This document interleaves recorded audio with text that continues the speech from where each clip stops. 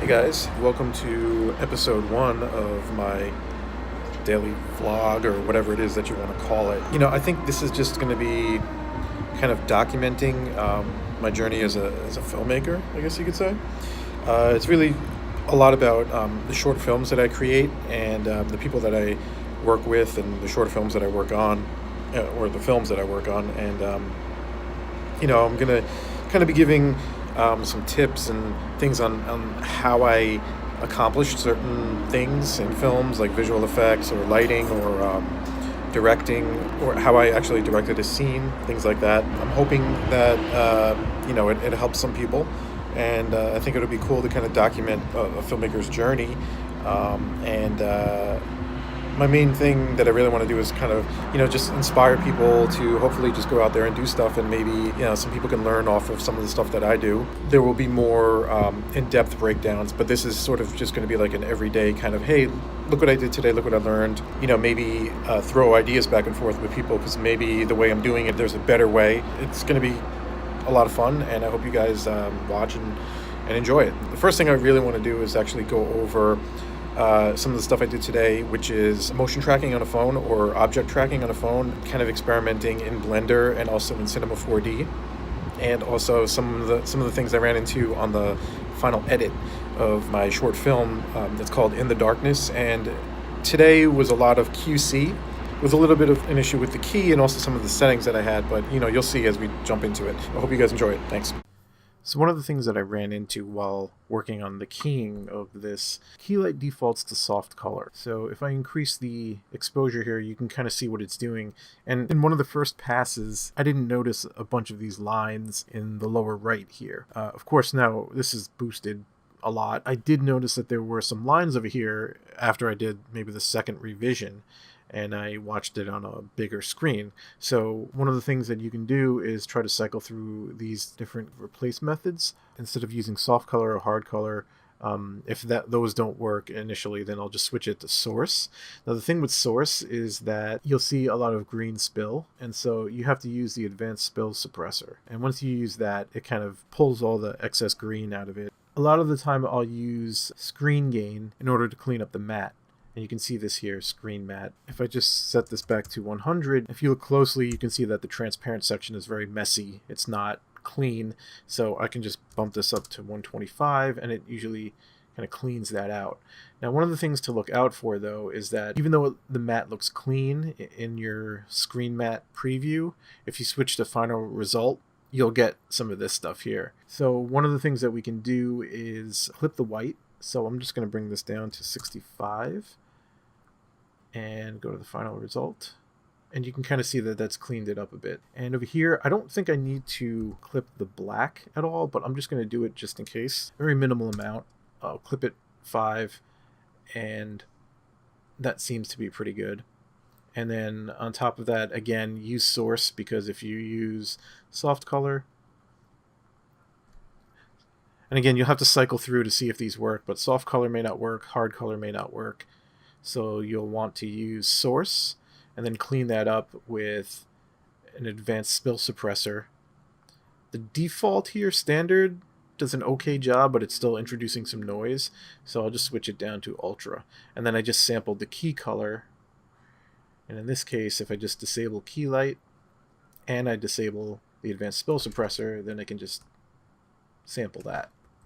Everything looks nice and clean. Just for good measure, I added a simple choker 1 pixel, just in case. So in Cinema 4D, how I added the reflection was basically I used a motion tracker at first, and you load your footage in here.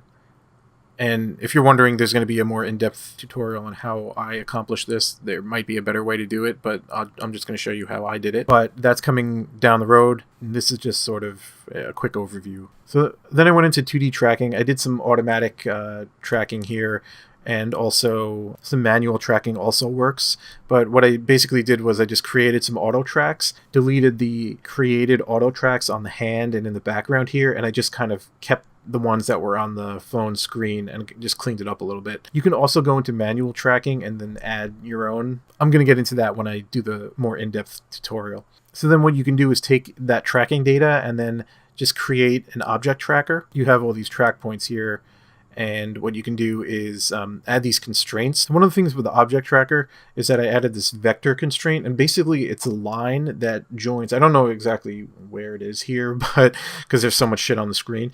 But what I did was I added a vector constraint, and what that basically does is kind of normalizes the scene and brings everything down to the sides of the screen. Because if you look here, you can see that this is a very small plane, right? So it's a very small plane that is tiny compared to the camera itself, and that is somewhat accurate. And the vector constraint kind of, if you didn't have that, then this plane would be huge in comparison to the camera. That's what the vector constraint does. It just kind of shrinks it down, and it works by you pick 2 points, you switch that to known, and then you give it a measurement. So I figured from this point here to this point here was about 10 centimeters, roughly. And that kind of brings the size of the track and the plane, normalizes it, and kind of brings it down to a more realistic size. And then another thing that I like is that Cinema 4D has this thing called a planar constraint. And that's this triangle that you see over here connecting this point, and this point. And basically what you can do then is you can create a plane. And so when I hit that, this plane is created, and you have to resize it and kind of reposition it a little bit. But basically what it does is creates a plane that is based off of these 3 coordinates in 3D space. So you're making sure basically that the plane is flat on the screen.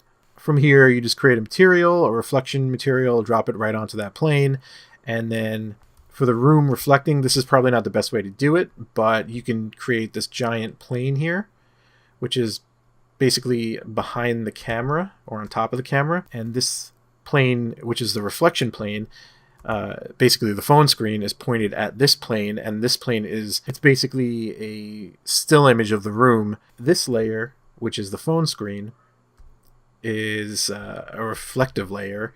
It's seeing this, and so you're getting the reflection of this giant plane here in the phone. Of course, this plane is a little bit bigger than the phone screen, but that's good because in After Effects, when we key it, we can just place the reflection pass underneath the footage layer, and then it'll only show in the green.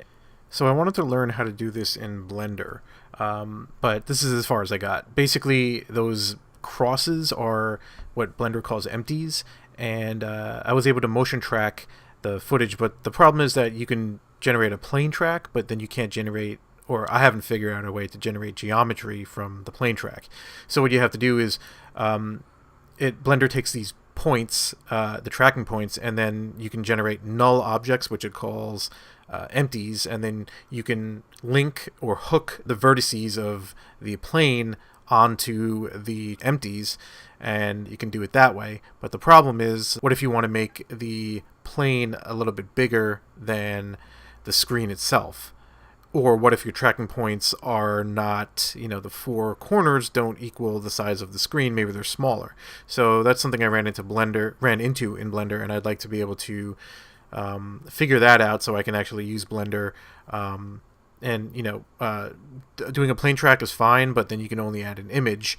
I would like to generate a geometry, a plane, so that I can, that's linked to that track, so that I can then put a glossy shader on the plane, and that would be my reflection layer.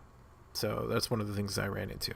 All right, guys, so I hope that you liked that video. I know it was a little bit techy for for just like general filmmakers, if you're not into like 3D and Blender and Cinema 4D and stuff like that. They won't all be like that, but it's just what I'm working on right now. So check out the release of the short film. With the short film, I'm going to have behind the scenes stuff. I'm going to do a general breakdown overall of the film, and then I'm also going to do individual breakdowns of lighting on maybe 2 or 3 shots, and then visual effects and color and some other things. So stay tuned for that. And again, they won't all be super technical and techy. They'll be about different things, but this is just what I'm working on right now. So I apologize if it's if it goes over your head or if it's just not interesting at all. But again, that's what I'm working on. So I hope you guys enjoyed it, and stay tuned because I got more stuff coming. All right, thanks.